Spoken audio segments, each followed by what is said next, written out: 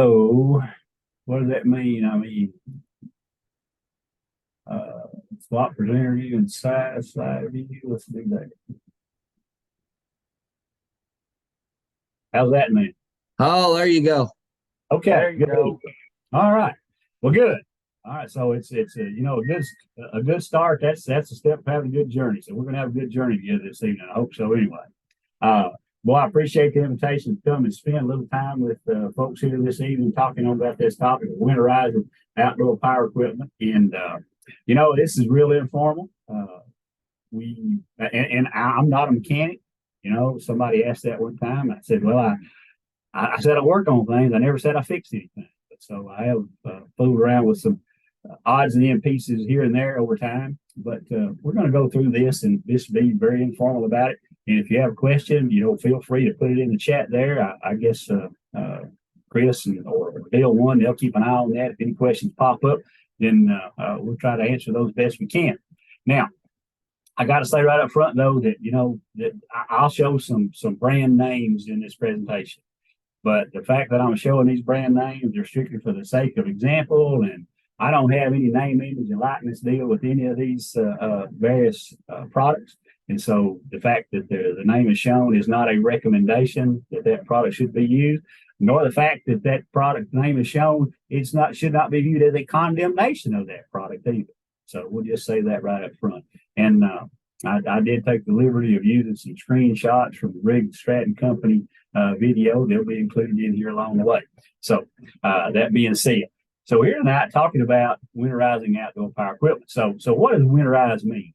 Well, from my perspective, I guess, winterizing outdoor power equipment means performing those preventative maintenance measures on your outdoor equipment. And by that, lawnmowers, string trimmers, chainsaws, blowers, so on and so on, that are powered by a gasoline or internal combustion engine prior to storing that piece of equipment for the winter so that it will be ready to use next season.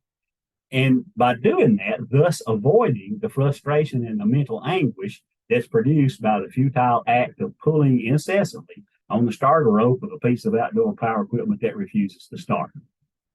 Now, experiences such as that, somebody yanking on the starter cord, I think for some folks, it has the potential to push them to the point that they can start to exhibit some rather extreme behavior.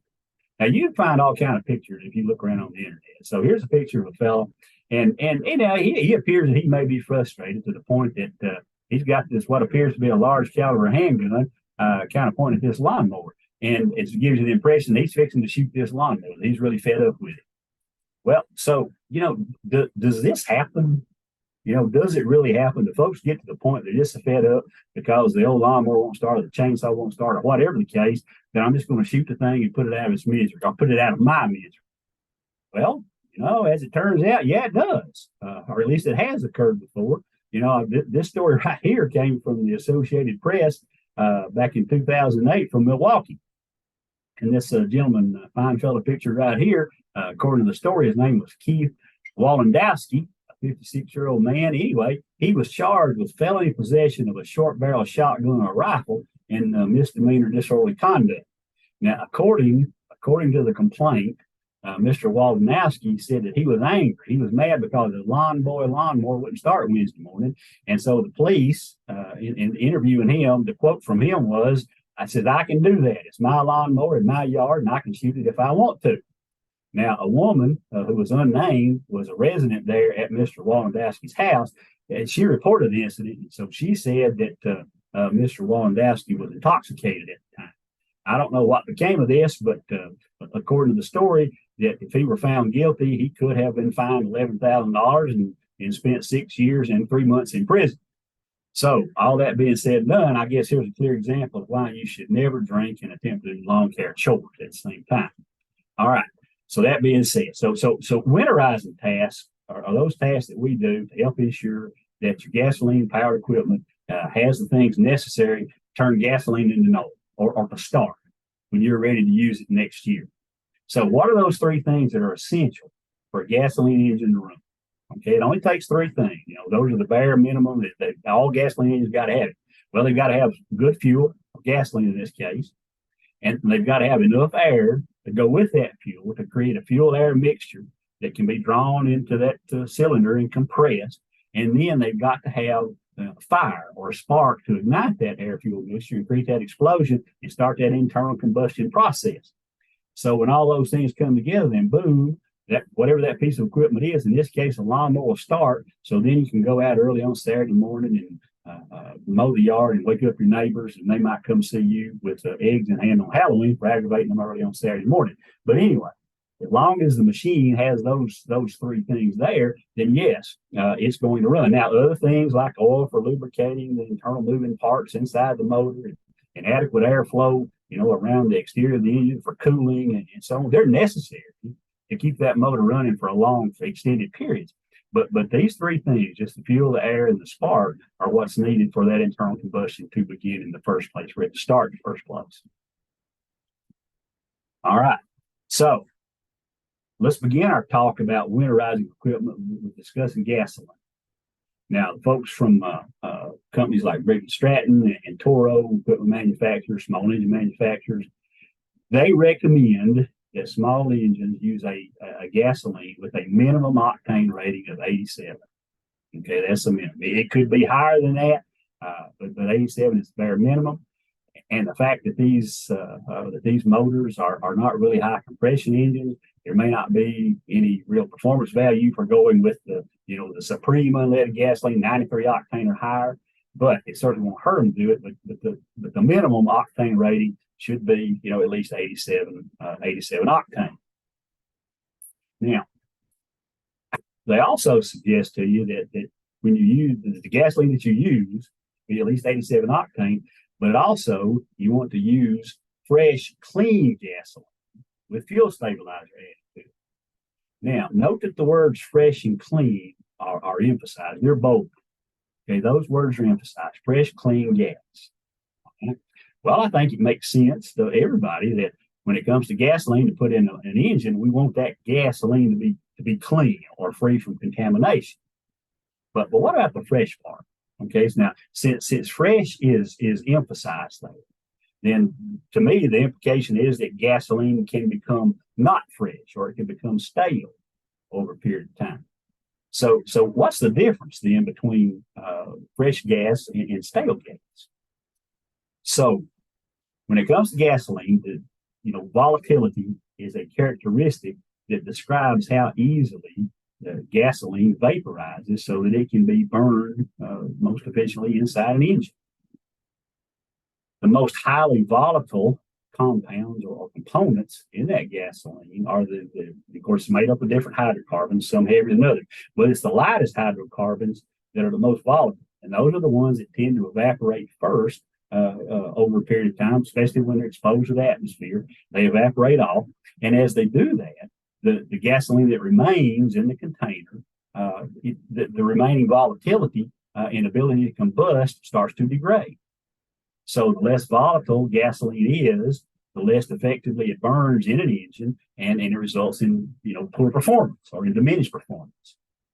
So stale gas, or gas that's not fresh anymore, is gasoline that has lost a significant amount of the most volatile compounds, those hydrocarbons, which can lead to hard starting or not starting and poor performance by having reduced power and so on. Now, it doesn't matter if the gasoline is sitting inside the tank of an engine or if it's sitting in a can out in the shed or out in the garage. The loss of volatile compounds applies either way. Now, in addition to losing volatility over time, those hydrocarbons in the gasoline will react with oxygen to maybe produce some totally different compound that can eventually change the chemical composition of the fuel itself. So this process of reacting with oxygen and creating some new compounds is called oxidation. And what it does, it can lead to, you may have heard of, or you may have experienced it. You got an engine won't start, you take it into a shop, you say, well, the carburetor was gummed up, or it had varnish in the carburetor, or in the fuel system, it had varnish in there. So it's this process of oxidation that leads to gum and varnish deposits in the fuel system.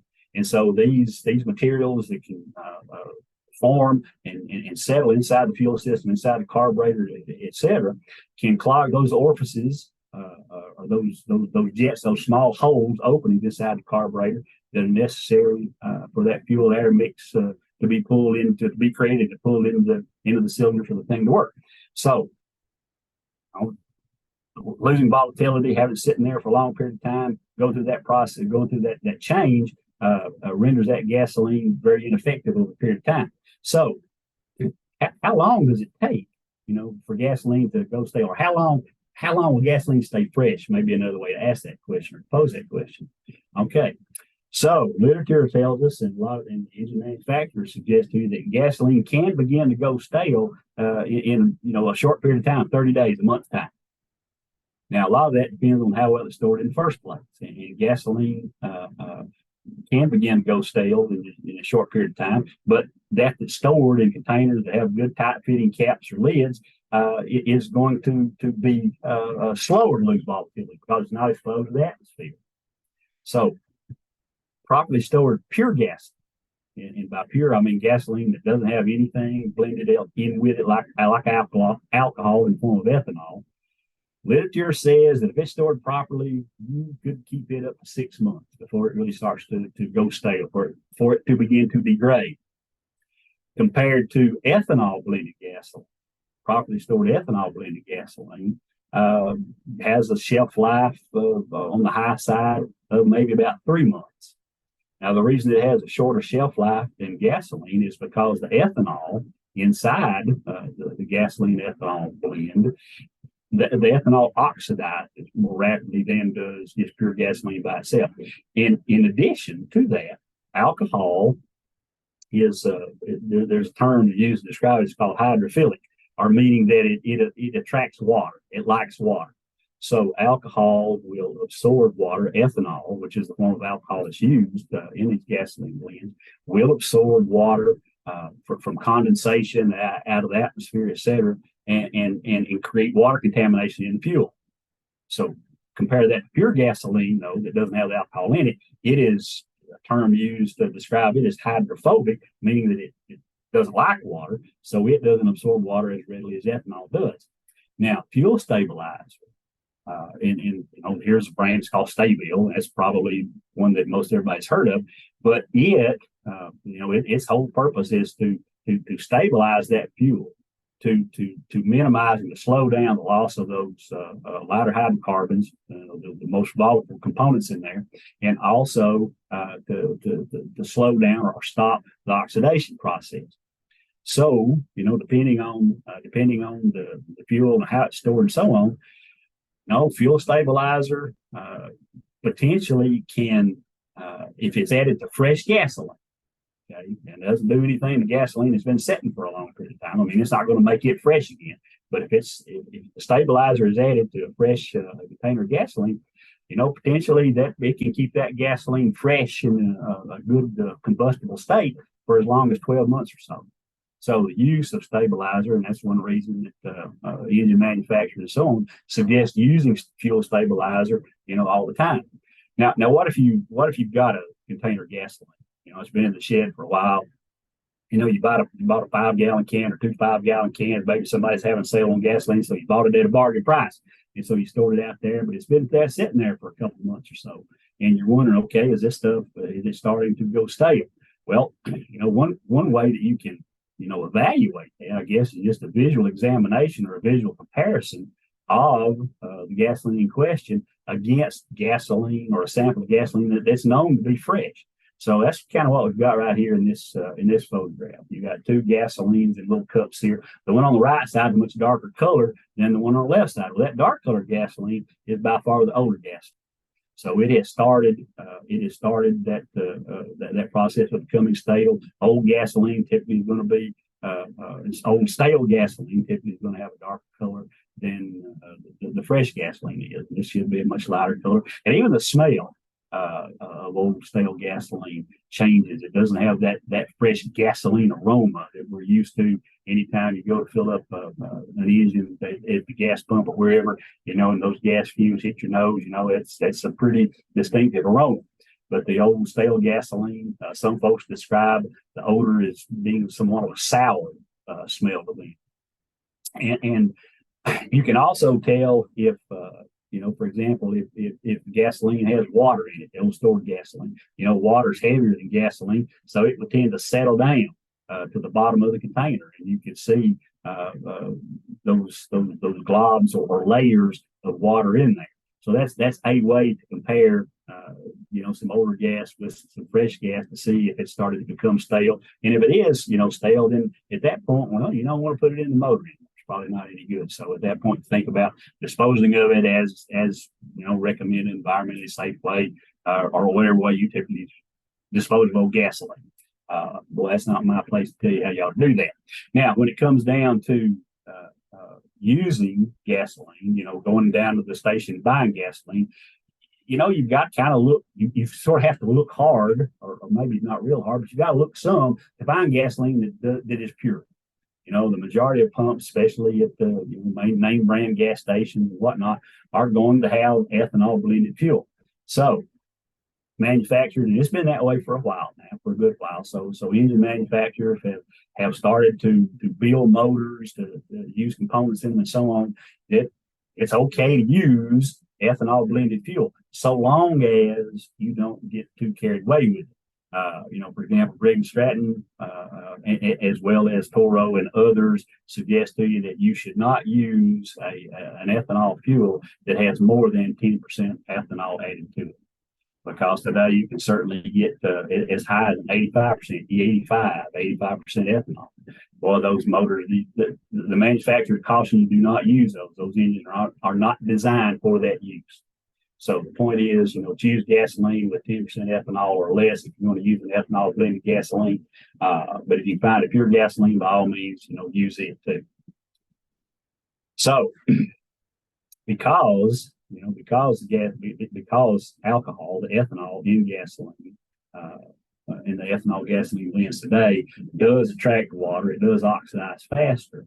Then Stabil, which is this company that manufactures the fuel stabilizer, they have created a product, they call it the Stabil 360 protection. So the folks at Briggs & Stratton, the motor makers, they say that's their official ethanol treatment. Because this product, not only does it stabilize and slow down the loss of volatility, keeping that gasoline fresh for an extended period of time, but this particular product also helps remove water from the fuel. And because that ethanol, the alcohol, does attract water, then that can be an added benefit of using a product like that. But it protects engines against corrosion of internal parts that are associated with water entering the engines. Okay. So, and here, this is just a shot from operator's manual from a Toro time cutter ride-on zero-turn lawnmower. And, it suggests that they use fuel stabilizer. And because it provides, various benefits, they've got them listed there. But one thing, though, that the lawnmower manual, operator's manual, is that the fuel stabilizer will keep fuel fresh during storage of 90 days or less. And they suggest to you that if you're going to store the machine, or it's going to sit idle, not being used for a period more than 90 days, then you don't count on that fuel stabilizer keeping it fresh inside the motor. You go ahead and drain the fuel tank. And that's from the equipment manufacturer that came from. And it puts this last little note down here, and I think I've already alluded to this, but this fuel stabilizer is effective when it's mixed with fresh fuel. So it's not going to take old fuel that you've had sitting around in a can for a couple of months. It's not going to make it fresh, like pump fresh again. Okay, and it does the most good when you mix it in with fresh gasoline. So a good habit to get into, I guess, is or you might consider doing this, is when you're buying fuel for your small engine and whatnot. If you don't use it up in a hurry, then every time you buy some fresh gasoline, add fuel stabilizer to the tank or into the storage container. Help keep that gas fresh for a longer period of time. All right. Owner's manual, the operator's manual will provide directions for storing that equipment. Okay, and it doesn't matter if it's a small piece, if it's a push mower, if it's a handheld tool, if it's a garden tiller, a log splitter, if it's got a gasoline engine on it. There's directions in there for storing that particular piece of equipment, so that the chances of it starting next spring or next season, whenever you want to use it again, that thing will start for you. They call it cleaning and storage, but that's winterization. That's the storage aspect of it. So you can see, and again, this is out of a Toro manual. But looking at this, it lists these steps: the cleaning, the machine, getting ready for storage, and storing it. Now, I don't know that these different tasks, these chores are listed. That have to be done in that particular order. They don't have to be done in that order, but I think it kind of makes sense. Now, the first one we see listed up here, it says service the air cleaner. Okay, and then it's refers back to the section in the manual that deals with air cleaner. All right, so service the air cleaner. No, so air filters. Okay, and then they come in different forms and fashions, and we see one picture here. But air filters are used to catch dirt and other small solid particles of debris out of the air that the machine is pulling into the carburetor to create that fuel air mixture. And the purpose of the filter is to catch that, to keep it from being sucked into the engine through the carburetor, because those solids, those pollutants, they can stop up the orifices and jets, etc., inside there, and cause the thing to run poorly or not run at all. And then if you get a fair amount of that inside the engine, then it can increase the engine wear just due to friction and whatnot, just because those solid particles inside, dust, and just kind of over time, that's sort of like sandpaper, wears things out a little bit faster. Excessive buildup of debris, of dirt, etc., on the exterior, on the surface of the air filter, and that reduces the amount of air that the machine can take in the first place. And they have to have a given quantity of air to run most efficiently. When that air is reduced, then that leads to poor performance on the machine, which leads to shorter life. The machine, because it's having to work harder, it wears out faster. So enough air is essential to have a good running machine. So servicing that air filter, keeping it clean, is part of the process for storing these things and getting ready for winterization. Now, various styles of filters and materials for filters have been and are being used today. Now, the first one we see pictured right here, it's a two-part air filter, and this is from a little Kawasaki motor, and it's a walk-behind lawnmower. So it has the gray part you see pictured there. That's a foam. It's called a pre-filter. It's just a foam sleeve that fits around the rigid main part of the filter there, which is the blue cap you see there. That's the top of the filter. But the main filter itself is a rigid filter that uses pleated paper as the primary filter material. Some of the older filters, and you'll still see them used in some applications today, use foam, just a fairly dense foam material. Those kinds of filters, the foam filters, they can be, when they're dirty, they can be washed in a mild soap and water solution, and the dirt washed and rinsed out of those. And then when they're dried really well, take just a small amount of clean engine oil and work it back in that filter. And those filters can be reused time and time again until they reach the point that they physically begin to deteriorate and they need to be replaced. But the purpose of putting the oil on that clean, dry filter is just to act as another filtering feature, because that oil, it tends to adhere to greasy, oily surfaces, so it helps to catch some of that the dust and dirt, etc., and keep it from going and being sucked in through the carburetor and on into the engine itself. Then the common material used today is the pleated paper. So here you see this one. This is again off of a small walk-behind engine. I'm not sure what the brand of the engine is off the Toro product, but it may or may not be. Maybe a Briggs motor, could be a Kohler engine. That part doesn't matter. But it shows a one-piece pleated paper filter. Now, when you look at this one here is fairly dirty that you see pictured out here. If you look at the owner's manual, the operator's manual of these motors or this equipment, in the section where it talks about cleaning the air filter, you're not going to wash this with soap and water like you can a foam filter. It's not designed for that.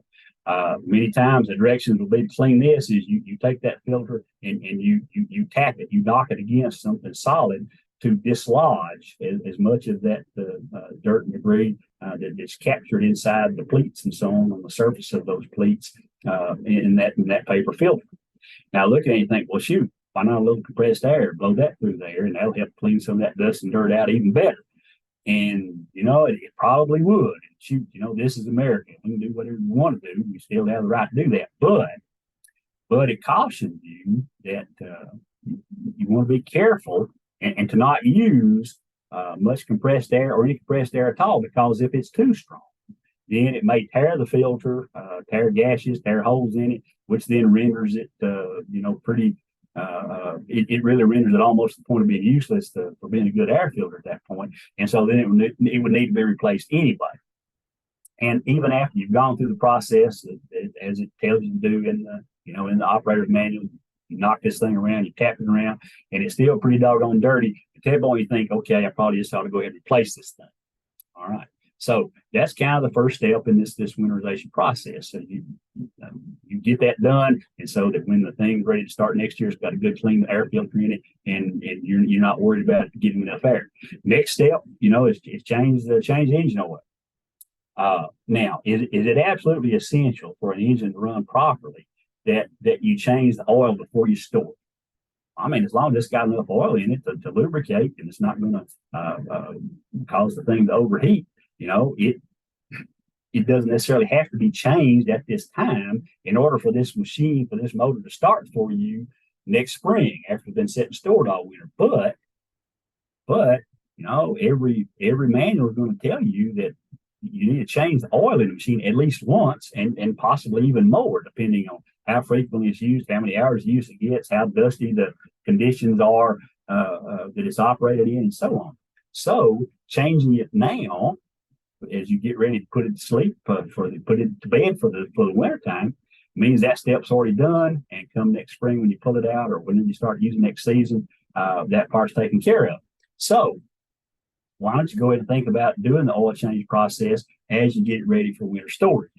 And whether you're talking about a walk behind machine or you're talking about a ride on machine, the process you go through is very similar. The first step, I guess, to change oil is to start the engine on the machine and run it for a little while, just to let that oil warm up. And, it's just a matter of a few minutes. It should get pretty warm. But the idea is that that warm oil will flow out better than cold oil will, because, especially if it's a little bit cool outside, the viscosity can be a little bit greater and doesn't flow as readily. So you heat it up by starting the engine, let it run, let that oil get warm, and then you go through the process of draining it out.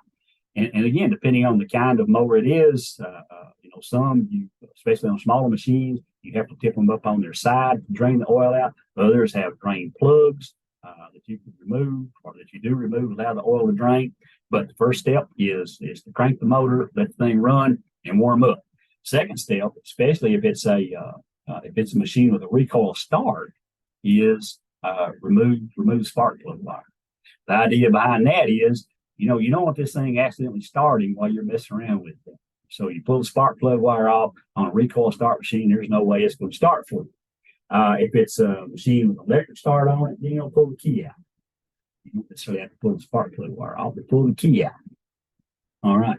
So at that point, then, because you are going to tip this thing up on some of the engines, you will, like a small riding lawnmower or small walk behind lawnmowers, you may tip the engine up on its side to drain the oil out. So if you do that, if you got a full fuel tank, then you may have gas spilling out. Okay, to avoid that, before you ever tip it up to drain the oil, it might not be a bad idea to reduce the fuel level inside the tank if it's a fairly full tank of gas. So you'll minimize gas spill when you tip it up. An alternative to that, if you don't want to run the machine, you don't want to drain any gasoline out of the tank, is just get some good heavy duty plastic film, and you pull the gas cap off, the plastic film down over the gas fill hole, screw the cap back on, and now you've got that fill hole covered up. And so that when you do tip it up on its side, if you do have a fair amount of gasoline still in the fuel tank, the odds of you spilling a lot of it and spilling out aren't nearly so great. So anyway, go through all that process. Now we're ready to drain the oil out of it. And again, if it's one of the smaller walk behind machines, you tip it up on the side and catch the oil in a drain pan or a catch pan of some sort. If if it has a drain plug, like this is the ride-on lawnmower right here. It's got a little drain plug with a hose. Extends out there so that you can let that oil drain away from the frame of the machine itself down into your catch can. Okay, so you drain all the oil out. If it's a machine that does have an oil filter on it, once you drain the oil out of the engine, out of the crankcase, then you pull the filter off, catch any oil that's inside the filter, because there will be some in there. You pour that oil out of the filter into your drain can, and so then you're going to take that and recycle it or whatever you do with the old oil after the fact. So once you've got it all drained out, if it's a machine with an oil filter on it, then you put the new oil filter back on. You follow directions for doing that. It may tell you that you want to add some fresh, clean oil to the filter itself by pouring some inside before you screw it back on. Most often, it's going to suggest to you that you'll take some clean oil and put a film of oil around the gasket, rubber gasket, on the oil filter. It's going to come in contact with the side of the motor there if you get screwed up good and tight. So anyway, follow the directions for that. You put the new filter back on, and then you're going to add the correct amount of oil and the correct type of oil as directed by the manufacturer. It may take on a small motor, it may take less than a quart of oil. You may talking 18 ounces, 20 ounces, something like that. On a larger multi-cylinder engine that you may find on some of the bigger mowers and ride-on equipment, it may take nearly 2 quarts or more, just depending on the engine itself. So the capacities will vary there. Okay, it'll vary there. But the manuals, they're going to tell you. Typically, they're going to give you options for the various oils that you can use, because there's more than one oil to do the job for you. So here's an example out of a Briggs recommendation, and you see the chart right there. And there's 1, 2, 3, 4, 5 different oils that can work in that motor, and any one of those can work. But you want to pay a little bit of attention to it, because some of those tend to work better at specific temperature ranges than do others. Take, for example, the first one listed on the left of the chart, SAE 30. That's just 30 weight oil. Okay. It suggests to you here that if you're going to use SAE 30 oil, when temperatures drop below 40 degrees, then you may find that motor is a little bit harder to start, because at cooler temperatures, just straight 30 weight oil becomes less viscous. It's thicker. It doesn't flow as well in the motor. And so that can lead to a little bit harder starting, because parts aren't moving quite as easily when they're cold, because that oil is a little bit thicker. So, if that's the case, if you're thinking about maybe using a piece of equipment throughout the winter time, maybe that's a snow blower. In this part of the world, we don't worry about that too much, but occasionally, or you're going to use the machine for, let's say if it's a garden tractor, a lawn tractor, you're not going to be mowing grass with it, but you may be towing a trailer, you may be using it for other things, whatnot. And using it in cooler temperatures, then, if that's the case, when you change the oil, you might go back to one of these lighter weight oils. Okay, but the point is, you want to use the oil that's recommended to you by the manufacturer, that's in your operator's manual, and that will work within the temperature range that you intend to use the motor in. I guess that's the primary point right there. And this oil changing is applicable to the 4-cycle engines. And again, 4-cycle engines are those that you typically see on lawnmowers, garden tillers, log splitters, chippers, shredders, things of that nature. The 2-cycle engines, and again, those are the kind that you see on chainsaws and string trimmers, and leaf blowers, and so on. They don't have an oil sump. They don't have a crankcase on them like where oil resides in there, where it's slung around and it's used to lubricate the inside of the motor. They use a fuel and oil mix. So it's not, you don't change the oil separately on the 2-cycle motor, because every time you fill the machine up with gasoline, you're putting the fuel and oil mix in there, and so you're changing the oil every time you do that. So just throw that out there. We don't change the oil on those 2-cycle engines. The next step, I guess, the third step, deals with the fuel system itself. Okay, the fuel system itself. So And it tells us right here that you want to prepare the machine for storage when non-use or when it's going to sit idle for longer than 30 days. And this outlines for this particular model, for this machine, here's how you do it. So the first thing it says, adds the fuel stabilizer in the fuel tank, follow the mixing directions, etc. And then you run the engine after you've got fuel stabilizer added to mix it all up in there to make sure that it runs throughout the system, throughout the carburetor, the fuel line, etc. So give it 5 minutes or so after you've added the stabilizer to the fuel tank. You run it, and then you shut the engine off, allow it to cool down so you don't not be concerned about a fire, because what it's going to suggest to you next is you want to drain the fuel tank. So you drain the fuel tank after you add that fuel stabilizer to it, run it through the engine, collect fuel, in something, and then dispose of it properly.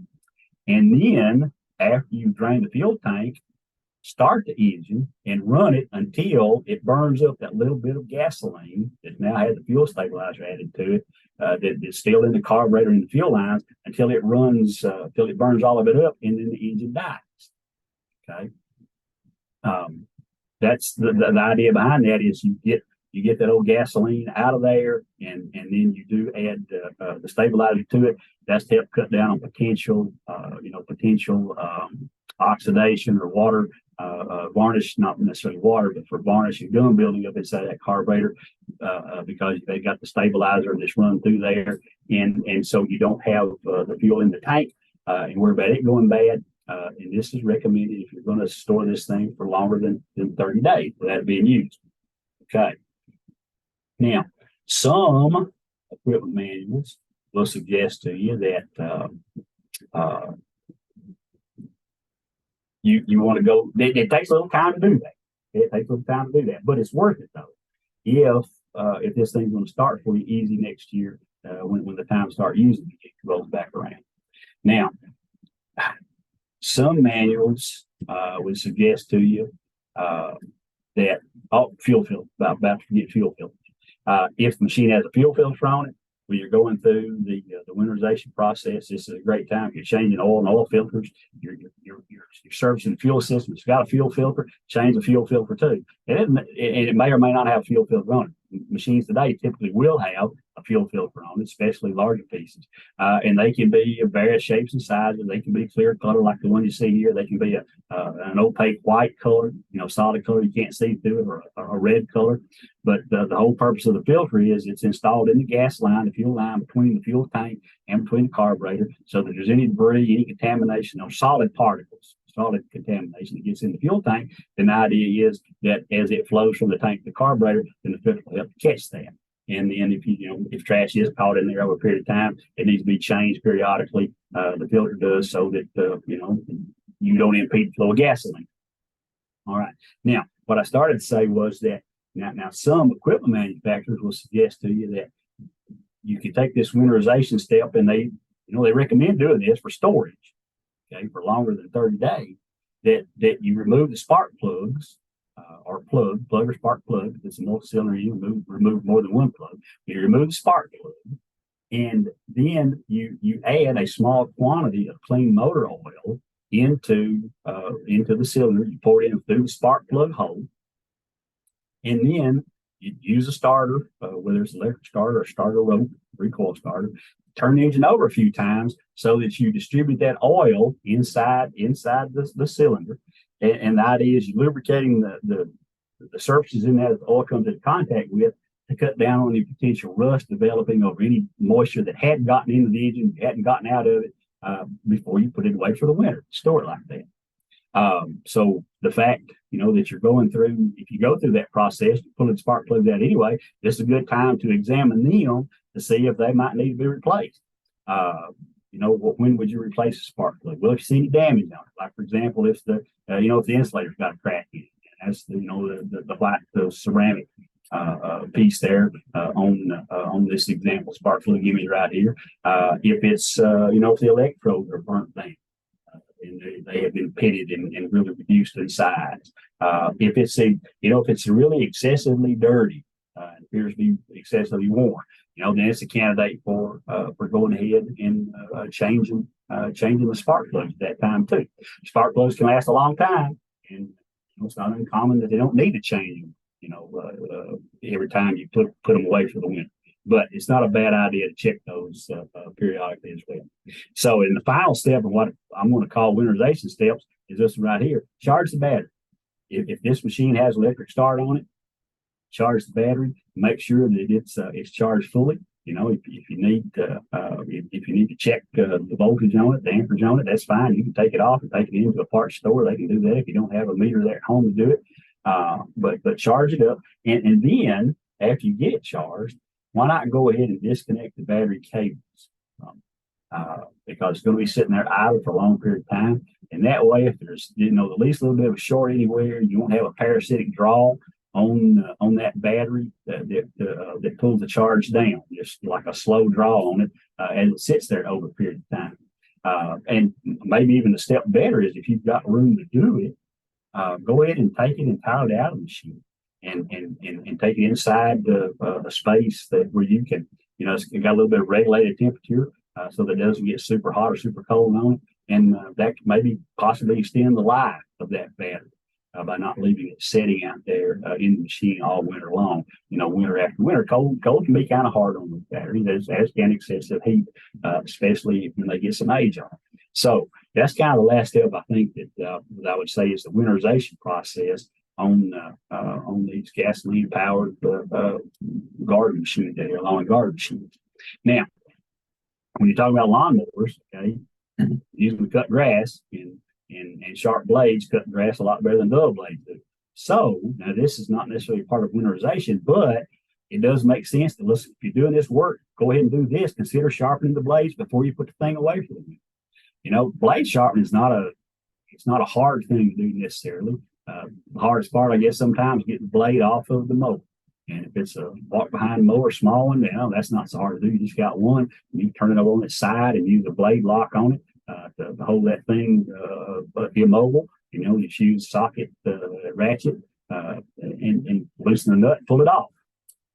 Those machines that have decks with multiple blades on them, well, maybe a little more aggravating to get those jacked when you get to them. But anyway, think about sharpening the blades before you put them away from the winter.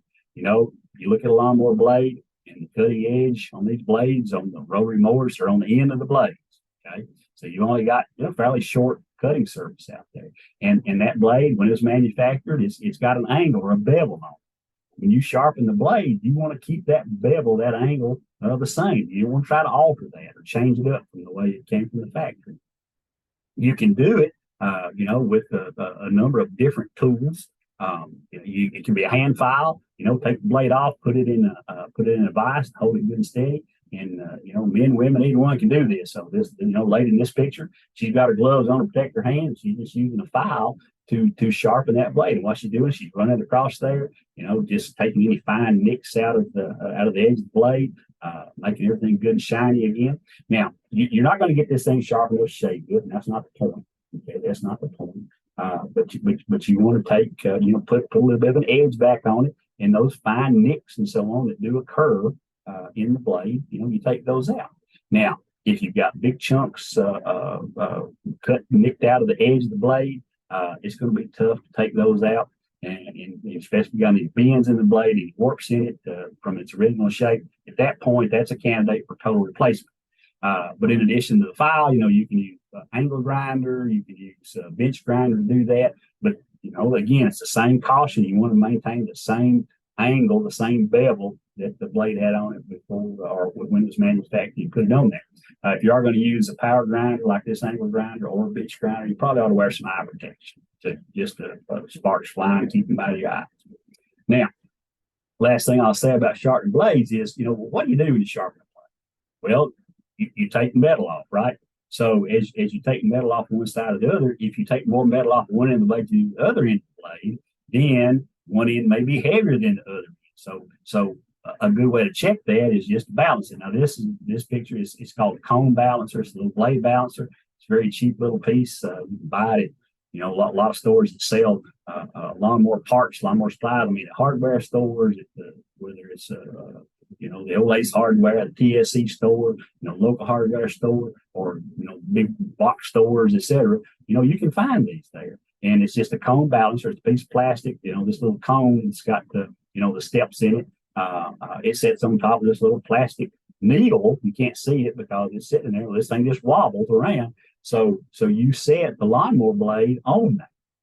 And you just use the bolt hole there where it attaches to the shaft, and set it on there. If it's level, then it'll set level like that. One end's not heavier than the other, it'll set level. If it's out of balance, then one end will be heavier than the other, and so it is just going to lean towards the heavy side. So if it is heavy, then you just use whatever you're using to sharpen it with, whether it's a grinder, a file, or whatnot. Take a little more off that heavy end, and rebalance it, and then get it where it balances, and you're good to go. Now, you know what? Push comes to shove. You don't have a blade balancer. I bet you really do. You may not have thought about it, but you can drive a nail up in the stud there in the shed, and you can get a pretty good idea if that lawnmower blade's in balance or not just by hanging it on that nail out there. That's at least if it's out of balance or not, or gives you a good idea. And so, what's the big deal if it is out of balance? Well, I mean, think about it, and especially if it's on like a push lawnmower, for example, that blade attaches directly to the crankshaft, and so if it's out of balance, it's going to vibrate. This thing's spinning around at 3,600 RPMs or whatever the engine turns, and boy, that can cause some wearing. So the more it vibrates, the more it wears, and you can shorten the life of that motor. And if it's on a multi-blade deck, it may wear out the spindles, the bearings in the spindles, not necessarily the motor, but the deck spindles. So it's important to be fairly balanced. Okay, not really fire equipment, but one last thing I'll mention here is don't forget sprayers out there. Okay, don't forget sprayers.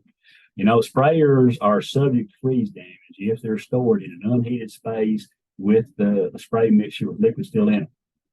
So any liquid that remains in the sprayer lines or inside the pumps themselves, in the fittings and so on, when it freezes, it expands, and it can split, crack those little parts and pieces, like it's in the nozzles or in elbows, etc. If it's in the pump, like a diaphragm pump, it can cause a tear in the diaphragm.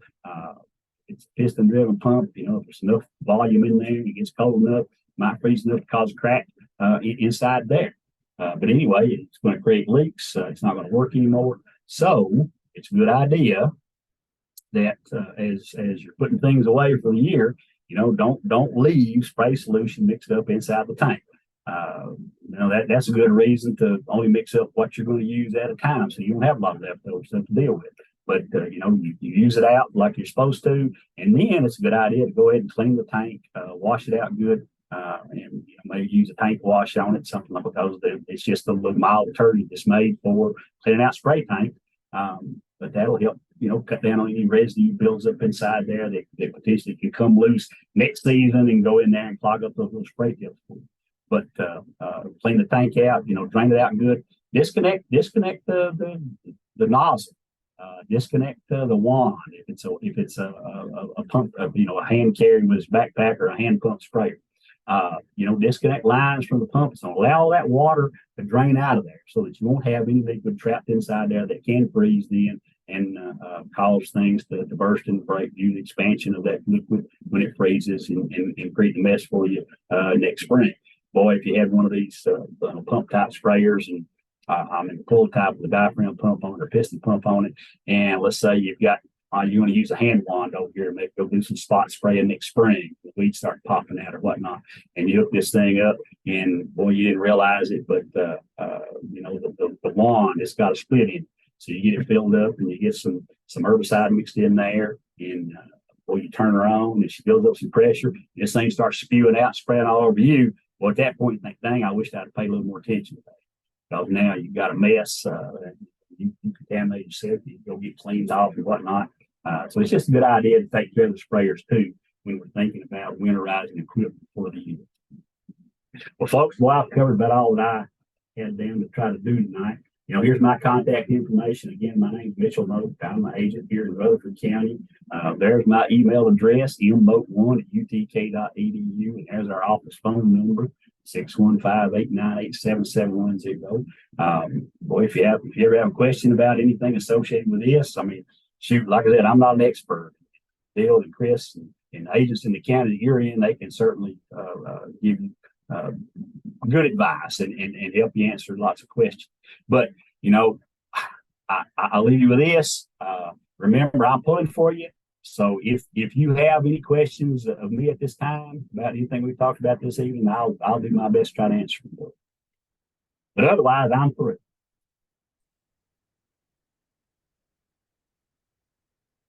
Anybody got any questions for Mitchell? Mitchell, what's the story behind that picture right there? Oh, I pull guard tractors. So yeah, that's at a pull over in Dixon, Tennessee at the fairgrounds over there back in August. So yeah. Been doing that for a while now. Yo, did you build that tractor yourself? Yes, sir, did. Yes, sir, did. There you go. I'm gonna stop the recording.